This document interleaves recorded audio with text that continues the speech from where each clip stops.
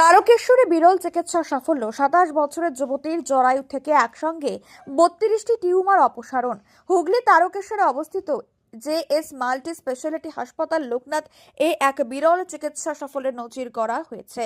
২৭ বছর বয়সী এক অবিবাহিত মহিলার জরায়ু থেকে সফলভাবে ৩২টি টিউমার অপসারণ করা হয়েছে বলে হাসপাতাল সূত্রে দাবি। হাসপাতাল কর্তৃপক্ষ জানিয়েছেন, সাধারণত একজন রোগীর ক্ষেত্রে 2 থেকে 4 বা সর্বোচ্চ 5টি টিউমার দেখা যায়।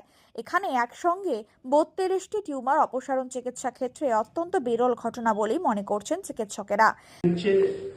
একটি জরায়ু থেকে বার করা হয়েছে 32টি ফাইব্রয়েড ইউটেরাস বলে এটাকে। এটা একটি আনম্যারিড পেশেন্ট, তার প্রচন্ড পেটে ব্যথা এবং ব্লিডিং এর সমস্যা ছিল এবং এটাকে মায়োমেক্টমি অপারেশন বলে, অপারেশন করে এই 32টি ফাইব্রয়েড বার করা হয়েছে এবং পেশেন্টের জরায়ু, 2টি ডিম্বাশয়, 2টি ফ্যালোপিয়ান টিউব কিন্তু ইনট্যাক্ট আছে।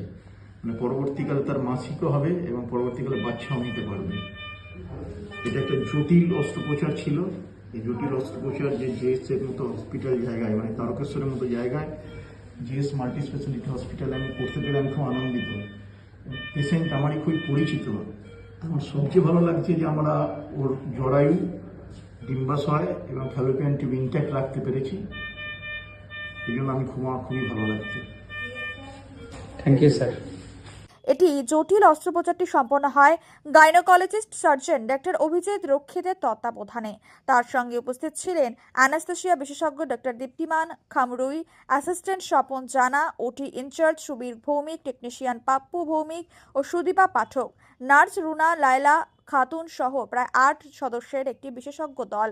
আজ সকাল 7টা থেকে প্রায় সকাল 8:30 পর্যন্ত 1.5 ঘন্টার অস্ত্রোপচারে মাল্টিপল টিউমারগুলি সফলভাবে অপসারণ করা হয়।